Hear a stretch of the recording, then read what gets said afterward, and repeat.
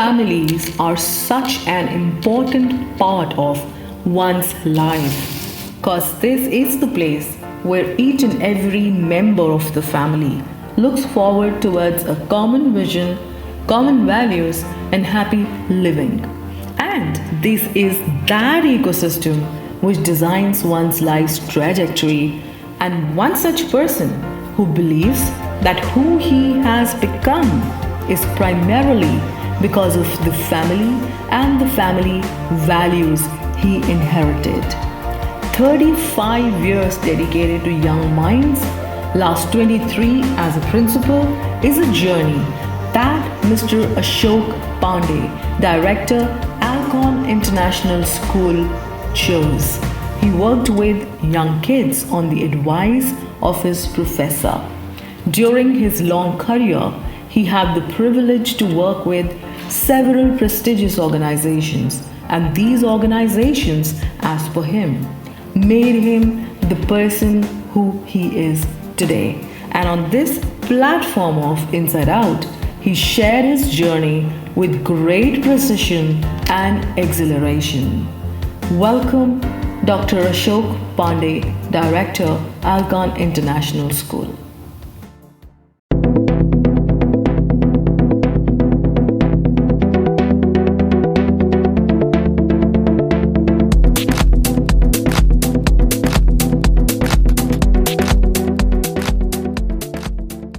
So, how are you doing?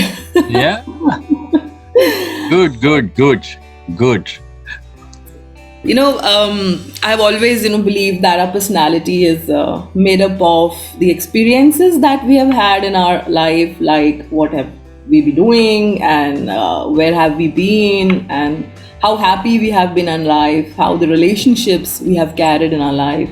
It's a blend of everything that kind of, also the work we have done in our professional spheres, of course. So I believe that everything, gets stored in your body.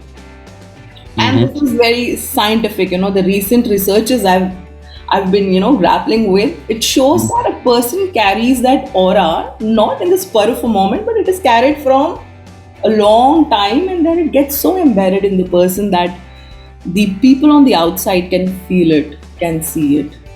And whenever I meet you, I cannot miss this opportunity to convey that whenever I'm around you, whenever I see you, or say even talk to you, listen to you, there is a very, very special kind of vibe that I've always felt.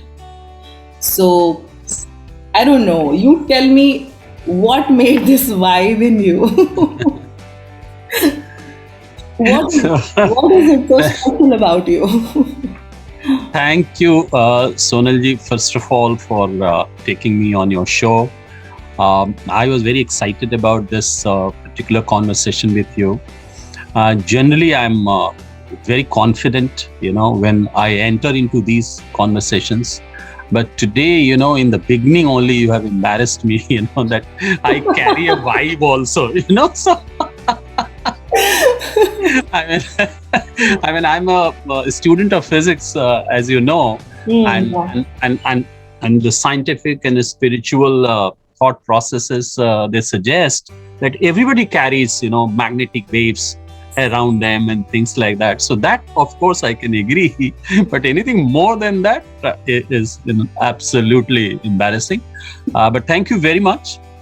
I do agree with your, this premise that our childhood experiences, the way we grew, the kind of environment that we live in, and the people we meet, and the kind of the inspirations that you get in life, right? I think all those things combine together, as you have said, and life is a blend of all those. But at the same time, I do believe that I will give a little more importance to, of course, what is your family values, and then your social values, the kind of social environment that you grow. And from there, you develop your own value system. You come to a level where you become the chooser, right? So you make your choices. And then you have all the choices before you. But if you choose, something which takes you to a pathway where you have designed yourself to get fulfillment in life. You can make a difference. You consider that investing in people, doing something for the people, being kind, being generous, believing in giving, as opposed to taking more of it. I think those thought processes create a different kind of persona, right? So while agreeing with you wholeheartedly, I will give a little more, importance to this particular contribution. And in that respect, Sonalji, I would say that I've been very lucky. I got good parents, good family. I joined my childhood with a large joint family, where not only that I had many uncles, my grandfather had many siblings. So. And we were never able to distinguish that who is my real grandfather and who is his cousin or his real brother or sister, So, that was the larger family. And when we say that the whole world is your family, I think anybody in my age group, would have definitely experienced this larger world family within their own families, because you came from a background where your grandfather or great grandfather, they all lived together. You see, and I lived almost to 20 years of my life with all my 3 brothers or grandfather living together. You see, and another 10 years with my uncles living together. And for the past 20 years, now we have become so alone and isolated. And even before pandemic, we were isolated from that larger family, you see. So I think it has a bearing on how you grow and how you do things. And I'm sure that this would have helped you, carry those traits even now when you were young, you were a child. In your childhood, there must be, I'm sure, so many experiences that you just mentioned, that everybody was together, living together. So, so I just want to know from you that what were those 1 or 2 particular traits, or probably if you can tell some stories of your life, that these were the traits and these were the episodes that had a great impact on you, and you still carry that with you until now, that has really helped you build the, I would say, the legacy that you have built today. What were those stories? Thank you. So 2 or 3 things. First, so when I said that we were in a joint family, so let us say, for example, my grandfather and his brother, so both of them had their following tree of children and grandchildren and things like that. And we saw no difference, my grandfather would not see any difference between me and my, uncle grandfather and his children, you see. So, and everything was shared, Everything will come together, howsoever paucity it might have been surrounded with. We all shared the same thing, right? So that is one thing that, but at the same time, at the level of education, what impacted me the most, that out of my all the brothers of grandfather, my grandfather particularly was educated by those standards, right? So in his time, if you were a middle school, you were a postgraduate of today. Yeah, true. And if you were a matriculate, you were a PhD of today, right? And my another grandfather, his younger brother, did not even complete his primary school, right?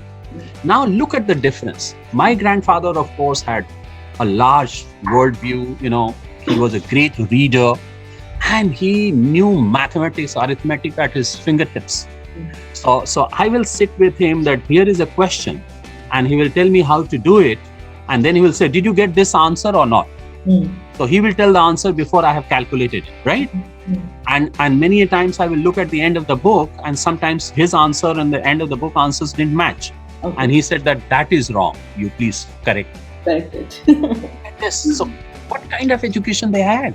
I'm not able to figure out till today.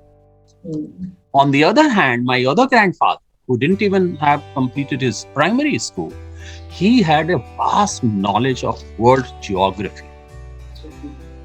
You see, when I was in college in Allahabad University, I came home and one of my friends from Arab, Kuwait, Okay. he accompanied me. He said that I also want to come and see your village and how people live and about India and culture and all that. Anyway, so when he came here, my dad grandfather, who was not educated, sat with him and told him everything about Kuwait, which he himself did not know. Oh. Can you believe it? So Yeah. he said that where is Kuwait and how Indians used to go there and how the Indian currency was acceptable and how Kuwait did not have anything to eat other than few dates, right?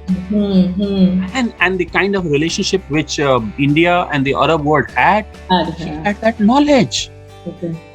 So that made me think, what education is all about, and how people learn. I mean, do you learn everything when you go to school, or you can learn things even without going to school? Absolutely. Right? Yeah. I mean, so those things had a lot of bearing. Yeah. And the third anecdote that I want to share with you is that I started my schooling from a very good posh school, right? And well furnished, good building, good uniform, table, desks, playgrounds, everything. And after 3 years, suddenly, my father got transferred in family circumstances that we were all, me and my two younger siblings, we were pushed to our village. So I came to a village school where we had only 2-room school, right? And we had 2 teachers, and they will take care of all the classes. We'll squat on the floor, you see, we will clean that floor, and we'll literally mop every day. And every child of the village, irrespective of his or her background, was there in our class. And that was the real inclusion, that was the real acceptance of diversity. So you had people there where the social allocations of their professions were very clearly defined. So say, for example, one was the landlord's group, the other was the tiller's group. Okay. The other was the one who will take care of cleaning the clothes. Other was the, dressing the hair. The other was making the earthen pots. I mean, this is how a village was structured. Yeah. But all the children will sit together, play together, laugh together, fight together. You see?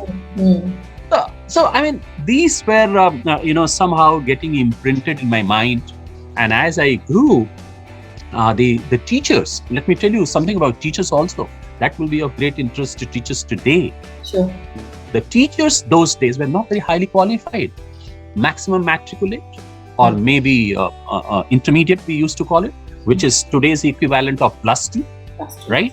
We will hear it out of nowhere if anybody was a graduate at that. And there was nothing called B.Ed, At the most highly qualified teacher was BTC, Basic Teacher Training, Okay. or JTC, Junior Teacher Junior Training. teachers, yes. But 1 or 2 out of a pack of 100, right?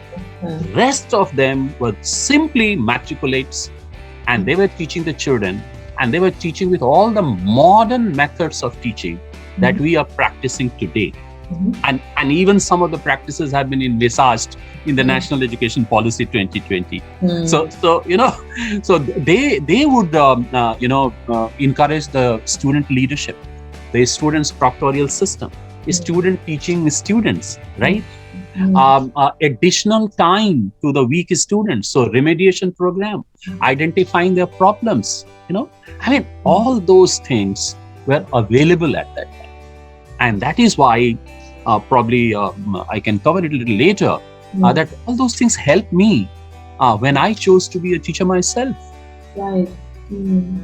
I know, it's so beautiful. In fact, without the trainings, without qualified that much at that point in time, so majorly, I think it was then the culture of the families, Yes. the way they were staying in the family, the way they were living around, and all those values were adapted by the people who actually got into the profession of teaching at that point in time, and they had it naturally in them, which nowadays we are like trying to have training specified for these values to be integrated through those 3-hour session and 4-hour session, which is not possible to be done just in 3 hours. Yeah, and it came naturally at that time, instinctively. Natural, very natural. Teachers knew what is the need of these children, Right, right. right? And they were prepared to give their time, their value, their energy. They will go out of the way to make sure that those remedies are available to every child. So beautiful. And this really reminds me of when I study about Gurukula systems, where the values of life were taught at that point in time, which is kind of missing nowadays.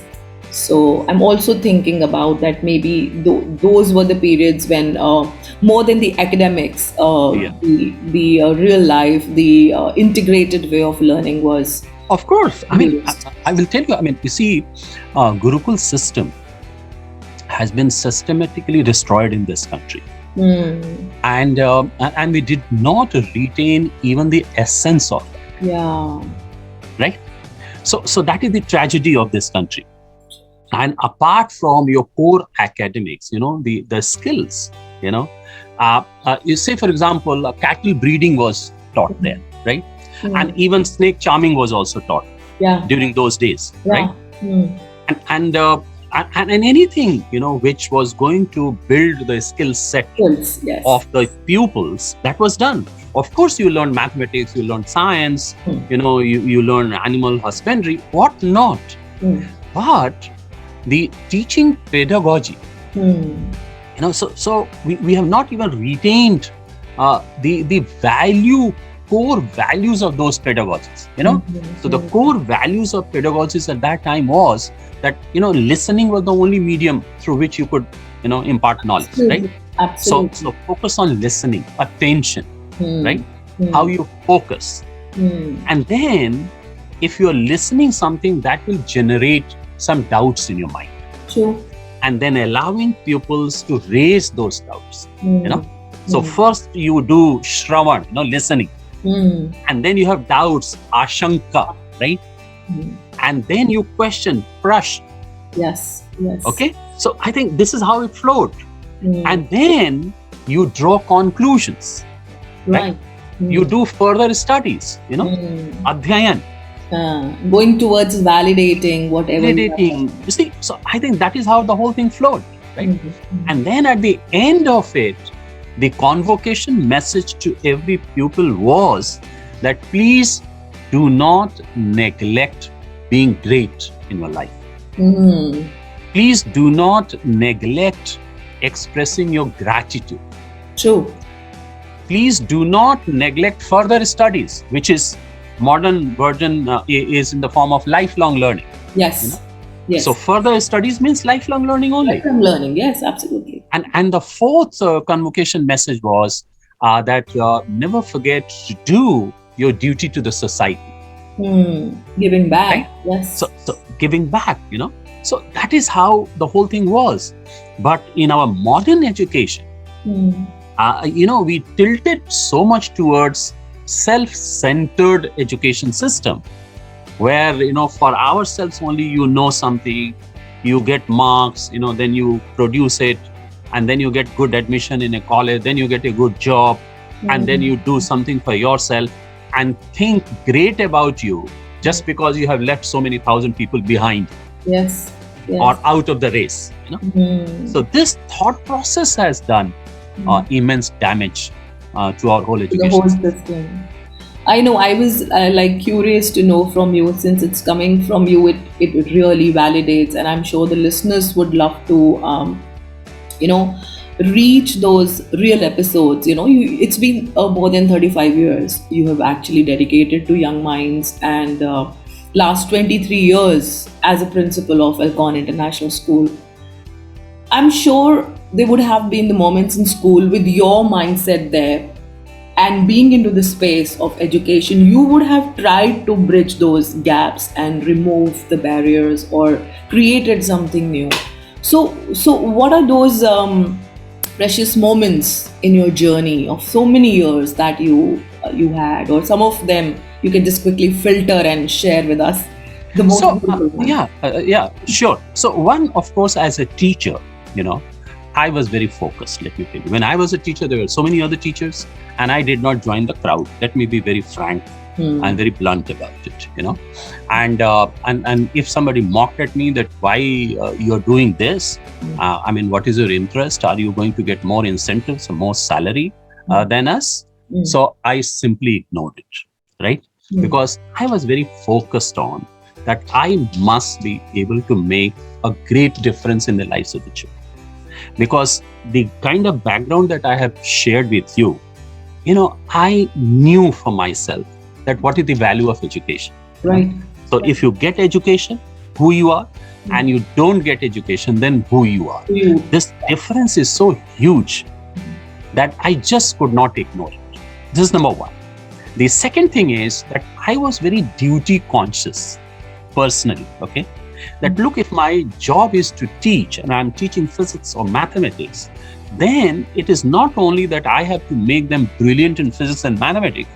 Some of them will become brilliant even without my teaching. I acknowledge this also, right? And some of them will not become brilliant even if 5 people like me teach them together. Even then, right? won't work.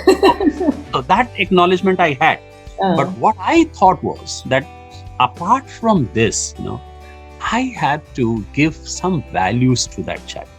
So first value is that give a support to the child. Make the child feel valued. Make the child feel important. Allow the child to feel great about himself or herself. So this is what I did as a teacher. And I was at the same time, let me also tell you that I was very career conscious also. Because, I became a teacher on the advice of my professor. And that was a reluctant acceptance because my professor told me. Okay. And I thought that, okay, I will take a middle path. I will obey my professor. And for some time I'll be there and then I will withdraw. So I will not be accused of not obeying my professor, right? And that is the kind of bargain I made. Giving a shot to it. Yes. But as it happened, when I joined the children and worked with them for 2 years, I did not look back. I said, oh my God, I will be, it would be gross injustice to me and my future if I think of any other career than what I'm doing presently. But yes, at the same time, I said that if I have to be in this career, I have to have the best experience so that I can do best and professionally I succeed. And with success, I meant that, of course, what are the expectations of the stakeholders, So what do parents expect from me? What do children expect from me? What my management expects, and what I would expect from myself, which will give me happiness, satisfaction, fulfillment. And then I decided that this cannot happen just because I only work to rule, right? And I only work, as per the call of my duty. I have to move beyond the call of duty. Okay? So I would take children and ask them to stay back post school. I will call them on Saturday, Sunday. I will play with them. I will go on jogging, go on trekking. If you come closer to them, then you reach their hearts, and then you develop a kind of a bond which will further facilitate even the teaching and learning process. Absolutely. So this I learned from my own teachers. And therefore I thought that I should implement it also. And I started implementing it as a teacher.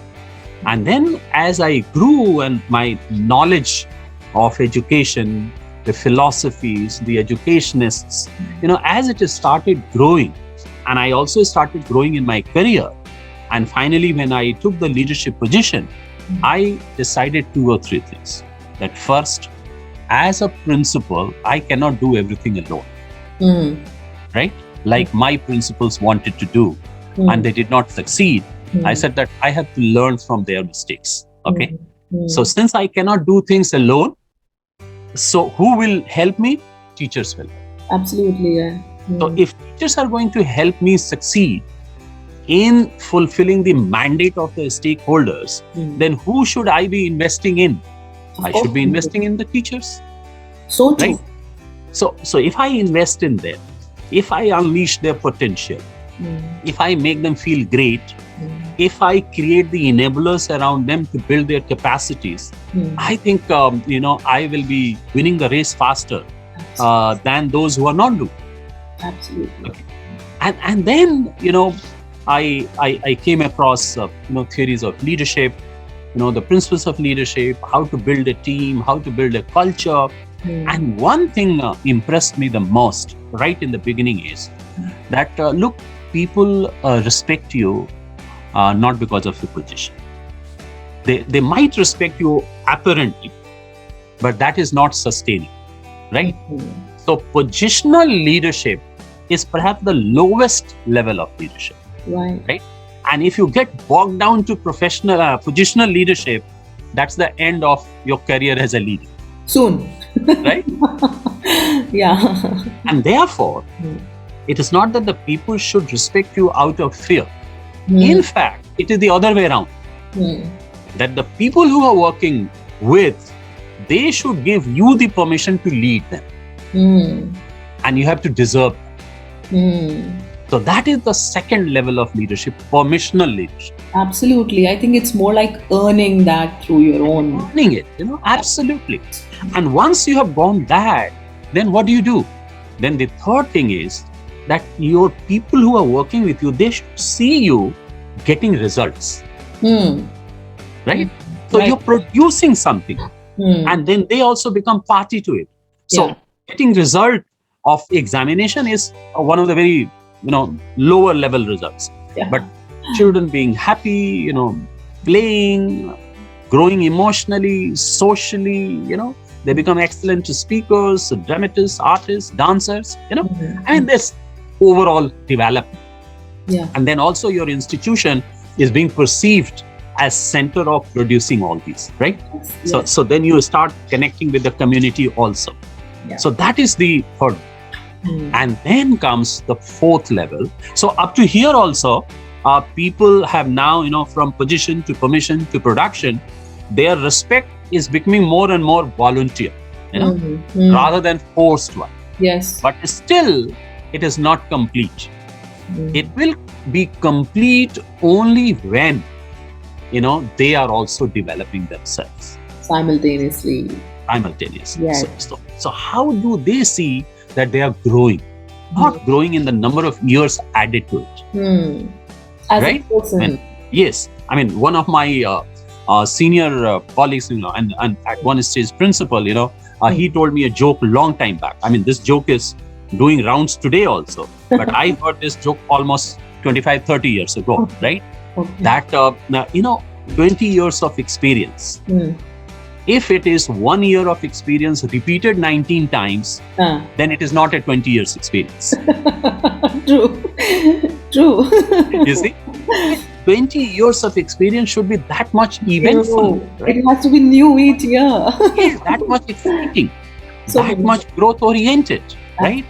So the teacher should see themselves as growing, okay? And every day is a new version of themselves than what it was yesterday. So that is the people development stage of leadership. So, and I literally, I implemented it. I reflected on it.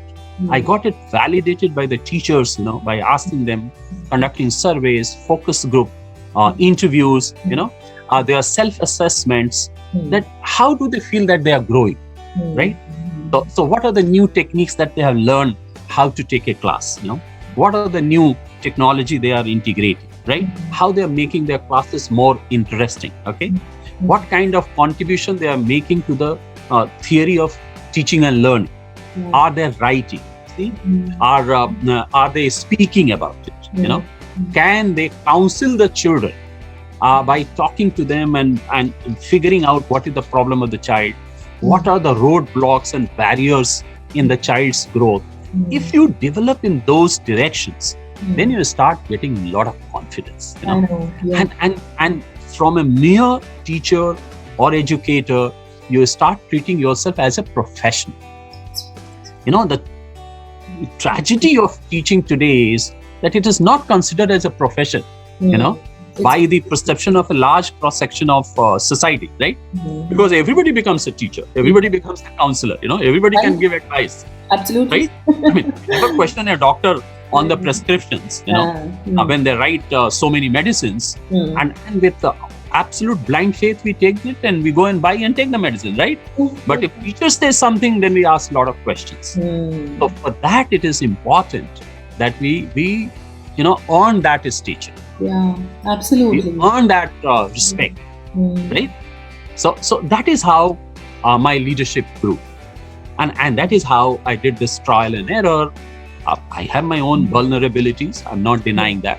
I might have made a mistake. I have flawed here and there, but I was very quick to learn, and I was very quick to make amendments, and I was very quick to accept it. You see, I mean, so one thing is humility, that you appear to be very humble, but the humility's measurement and the test of humility is: are you prepared to say sorry for your vulnerabilities? Right. Are you prepared to say sorry? It is wrong, and probably your ideas were better, and you could have done it better, right? Yeah. So I think these things help me quite a lot. Yeah, that's quite a beautiful connection. I could understand, and it's more like I feel now that it's not about becoming a teacher, it's becoming responsible. Like, hello, if you're getting into education, you're getting into the field of teaching, how much are you ready to be responsible to touch somebody's life to the fullest until the end when you see that outcome produced in that child? So that is very clear. And I also see, education as a very interconnected web of things, like one thing is bringing an effect, like it's a cause and effect thing. If something is happening in one department or one stakeholders, there's something happening on the other side at the same moment. So what is that you did as the responsibility you were taking? I mean, you were heading the institute, and how did you manage to develop that systemic thinking in the stakeholders' mind? Sometimes... Very nice. I think I got your question. So I had some kind of a strategy about it, and the strategy is, as I told you, giving importance to people and believing in the potential. If you have that intrinsic belief in people, then it is not very difficult to lead them and to manage them. So in an institution, you have children from 3 years to 17 years or 18 years, right? And then you have teachers handling them at those various levels, right? And therefore, I thought that the needs of the children within the groups is different. And therefore, the needs of the teachers handling them is also different. Yeah. And therefore, I created 4 different groups, okay? The senior and middle and the primary and the pre-primary. And each group headed by someone. Okay. And this group reporting to that head. Okay. So, not written, but unwritten format was that all these 4 people were principals of their sections. So they should treat themselves as principals, right? And I am kind of a head principal, let us say, for example, right? So you please do what is required. You discuss it and take the feedback from your own teachers, from your own parents. And if the children are older in the senior and middle section, take their views also. At what meets their interest the best, right? How they would like to have their classroom experiences, right?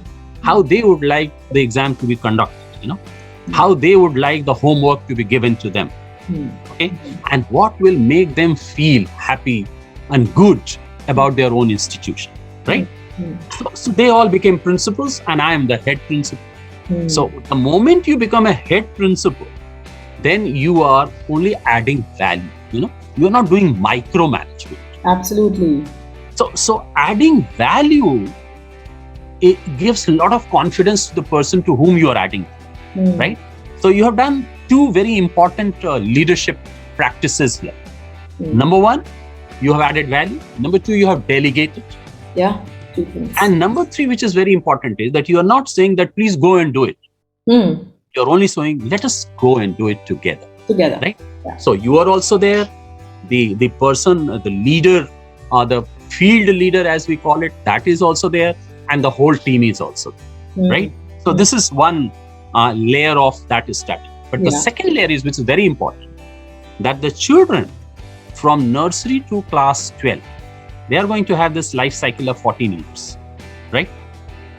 Now, after 14 years, they will go as ambassadors of your school and as members of this thriving society, right? Which means there is a vision for the school. But what will be the sub-vision at the sectional level so that you align with that larger vision of the school? Absolutely. So beautiful. So that is very important. So the pre-primary, what is your vision? So are you preparing? If we don't clarify it, then what happens? That they will think that our job is only to make them study in pre-nursery and KG, and then they go to class 1 and my job is over. They don't have the vision for a larger purpose then, yes. So the larger purpose is that you are preparing them for the next, for the next, for the next. And that next does not stop at class 12, does not stop at graduation. That is the lifelong, And therefore, we started saying right from the beginning is that our job is to prepare the children for the universe. Okay? And not only for the university or college. You see? So we have to produce the lifelong learners. We have to produce those who are productive members of the society and those who can transform the society. Absolutely. And that is why the mandate for the teacher says that you transform yourself, you transform the children, and the children go into the society and they transform the society. Absolutely. So that is the larger mandate. And for that, all of you are working. So you have your vision, you work within that vision, but that vision is a subset of the larger vision of the institution of which you are a part of. So I think these were the twin strategies that helped us a lot. Very, very beautiful. The metaphors that are coming to my mind is a very well laid hierarchy. A very well laid, like from the lower layer to the upper and to the topmost. Everything is so well said. And when I said about the systemic thinking, I have actually witnessed and seen in the larger groups. It's very difficult to, like you said, that you cannot just say ki go and do. You have to be there with them. You have to have that connectedness. And this is how you reach every smallest segment of the larger group and working towards a larger purpose then. This is so beautifully laid down and it is so well explained by you. I mean, I could actually see and visualize while you're talking the whole structure of the organization you were there in and you're expressing. So this is amazing. This would have gone, while you were at the principalship in Ahlcon International School. And I have a question that now, since you are designated as the director of the schools and stepped down of the principalship right now. So how is the frame from the outside? Because being a director means, okay, now you disassociate to a larger extent and now you become... you're positioning different layers from behind and I think you now have much more larger vision than before. So how different it is? Great. So I think I have already dropped 2 hints for this, right? In my previous answers. So the first one, I talked about the leadership levels, right? And I went from position to permission to production, to people development. But that is the 4th level, and there is a 5th level. And the 5th level is pinnacle. Okay. Right? So you have to reach the pinnacle. Yes. And the pinnacle is when you are also growing, others are also growing. And together everybody is growing, institution is growing, and they are reaping the benefits of the growth and enlightenment and the shining and everything. So one has to reach that pinnacle, right? So this is one thing that I stopped. And the second thing I told you, which is very important, is that even as a principal, I created 4 principles below, right? Yeah. So and I was a kind of, let us say, a head principal, right? And rest of they were the principals of their own sections. Yeah. So right now it is a very natural transition for me that now I have become from head principal to a little senior head principal. And my position has been replaced by another head principal. Yeah. The rest of the things remain the same. It's falling very good. You get my point, So I think it is a natural progression. So this is number one. Number two is, I told you in the beginning that how conscious I was of my duty, my responsibility, how things function, how people should view you, perceive you. It was a part of that perception only that I thought that I should not wait for a very, very long time, and I should plan my own relinquishing of office or setting aside, I will tell you a very nice story a little later. So I have to have, the schools in this country, in fact, most of the organizations, they have suffered from lack of a very well-structured succession plan. Right? It is. I mean, so why it has happened? Because the systems have been people-centric. Yeah. So if the person leaves for whatever reason, things look like falling apart. Absolutely.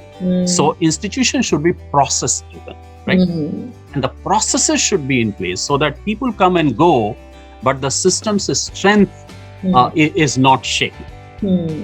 Okay, so that is very, very important. And therefore, my present role is much more enjoyable, in the sense that now I always comment to my teachers and others that now I'm able to enjoy the frame much more because I'm not in the frame myself. Yes. You see? That was my point. Yeah, because if you are in the frame, then you have some biases creeping in, for whatever reasons, despite your best effort. Absolutely. But once you are outside the frame and you have been part of the system, then you have more empathy, then you have more compassion, then you are more mindful of the mistakes that you made. You see, and that is how the whole thing is growing. And I was again inspired by two stories. One story that was very close to me. It happened in the institution where I served. And another story is of Indian Institute of Management, Ahmedabad. Okay. The first director who laid the foundation of this great institution that you and I know today was Mr. Mathai. And Mr. Mathai had his tenure. He could have got his tenure renewed as director of that institution. But he decided, no, somebody else will come as director and I will be a professor there.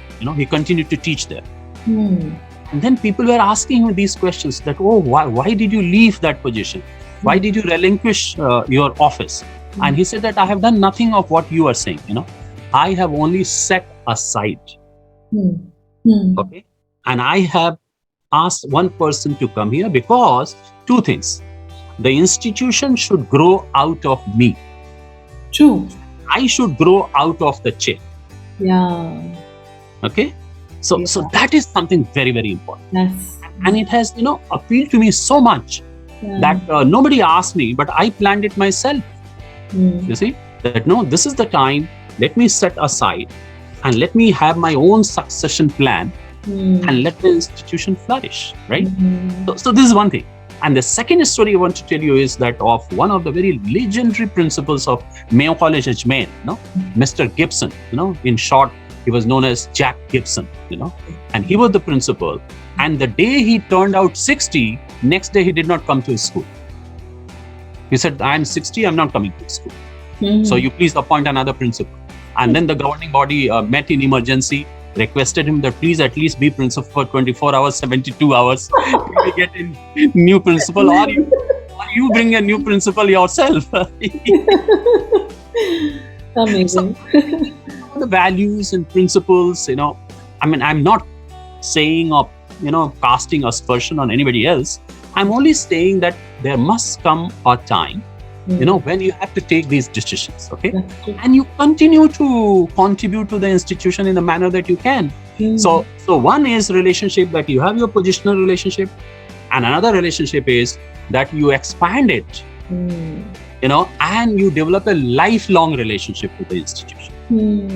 Right. Without any, conditionality. Threads connected. Yeah. So I'm enjoying. Absolutely. So beautiful. I mean, this is like a lot of learning from you today. I was going through your profile and now I get it. why did you write that I would love to have an opportunity again to get back and teach the young minds? Yes. So I know now from where it is coming. Like it's like a circle. Once you reach a pinnacle and then you again become a child, get back to learning again. So No, beautiful. thank you very much for engaging me in this very interesting conversation. It's my pleasure, sir, having you. Thank you very much. Thank you. It's my Thank you pleasure very much. having you. Yeah. God bless you, and I wish success for your show and all your endeavors and ventures.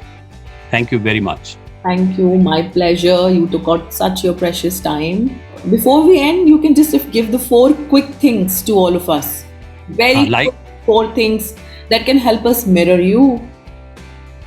I think you can mirror me, like any other human being who has all his vulnerabilities, weaknesses. But at the same time, you can be generous in mirroring me as a person who is prepared to help people. Humility is my core strength, I would call. I'm a lifelong learner. I'm not shying away from learning. And every day is a learning for me, And Mahatma Gandhi said, reduce yourself to zero. If you want to learn, reduce yourself to zero. So for me, every evening is a zero-sum game, and next morning is a new life and new lesson for me to learn. I think that is how one can. That's beautiful. I think that's good enough for all of us to imbibe in us. And thank you so much for giving your valuable time. Thank you. Thank you. Thank you, Sonalji. Bye-bye. Thank you so much. Yeah. Bye-bye. Bye-bye.